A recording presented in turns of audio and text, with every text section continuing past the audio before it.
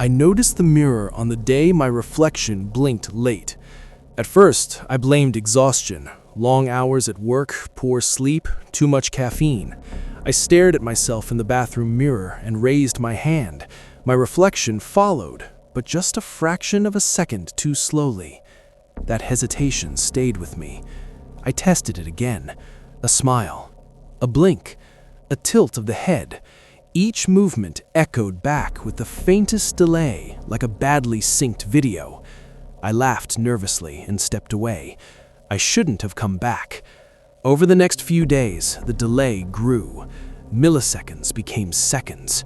I could lift my hand and watch my reflection decide whether to follow. One night, brushing my teeth, I stopped moving entirely. My reflection didn't. It tilted its head, studied me, smiled, without warmth. I shattered the mirror that night. The replacement arrived 2 days later, same size, same frame. I didn't order it. There was a note taped to the back. You looked uncomfortable without it. The new mirror behaved differently. Now it copied me perfectly, but its eyes didn't focus where mine did. When I looked at my left eye, its gaze remained fixed straight ahead, as if watching something behind me. At night, I felt watched even when the bathroom door was closed. Sometimes I heard breathing. I covered the mirror with a sheet. The next morning, the sheet was gone. The mirror was uncovered, and the reflection wasn't me. It stood too straight. Its shoulders were relaxed in a way mine never were. Its eyes were calm, confident, satisfied. I stopped sleeping. When I did sleep, I dreamed of standing inside glass, watching my life continue without me, watching my body move more comfortably than I ever had. The mirror began appearing in other places: windows, phone screens, dark reflections on turned-off TVs. Always watching, always waiting. One evening, I came home and saw myself sitting on the couch. Not a reflection, me. He looked up and smiled. "You don't use this body properly," he said gently. "You hesitate too much." I tried to scream. Nothing came out. I woke up in the mirror, cold, silent, trapped behind glass. I watch him now, living my life better than I ever did. People like him more. He laughs easily. He sleeps peacefully. Sometimes he stands in front of me and whispers, "Thank you for leaving the door open." Story 2. The recording you were never meant to hear. I found the tape in my father's old house after his death. No label, no date, just a cassette sitting alone in a drawer, like it wanted to be discovered. I almost didn't play it. Almost. The recording began with static, then breathing, then my father's voice, shaking, unfamiliar. "If you're hearing this, it means I failed."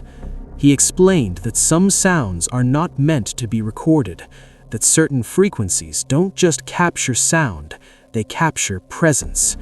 He worked as a sound engineer. He had recorded something accidentally, something that listened back. As I listened, I noticed faint sounds beneath his voice. Whispers, not in a language I knew, but somehow I understood them. They were describing me, my habits, my fears, my thoughts. The tape continued. My father's voice became frantic. It learns faster when you acknowledge it. If you notice it, if you think about it, it gets closer. The whispers grew louder, closer. I realized then, the whispers were no longer coming from the speakers. They were coming from behind me. I turned the tape off. The room didn't get quieter. That night, I heard my own voice speaking softly in the dark, repeating things I hadn't said aloud, confessions, regrets, thoughts I'd never shared. Someone was listening, recording. I destroyed the tape, burned it. The whispers didn't stop. They had learned my sound. Now, sometimes when I speak, my words echo back slightly altered, more honest, more cruel, more accurate. I hear myself confessing things I didn't mean to say. People react badly. I'm losing control of my voice. Last night, I heard my father again, from nowhere. "I told you," he whispered. "It never needed the tape." Story 3. The place where you go when you are forgotten. People don't disappear when they die. They disappear when no one remembers them. I learned that too late. When my name stopped being spoken, I woke up somewhere else. A city without color, buildings with doors that never opened, streets that looped back into themselves, a sky that never changed, and people, so many people, all familiar, all forgotten. They wandered aimlessly, repeating fragments of who they used to be. A woman setting a table for children who never arrived. A man waiting endlessly at a bus stop. A child crying for a mother who couldn't remember his name. They told me this place had no time, only waiting. Every so often, someone would fade completely, when the last living memory of them disappeared, when no photograph remained, when no thought returned. They called it the final forgetting. I tried to scream my name. The sound didn't carry. I tried to remember myself. The details were slipping. My face, my voice, my history, all dissolving. Then I felt something terrifying. Someone, somewhere, was trying to remember me. The sky trembled. The ground shook. Hope surged painfully through me. But the effort failed. The tremor stopped. The city settled. And something inside me collapsed. Now I help newcomers understand. I tell them not to struggle, not to hope. Hope makes the forgetting hurt more.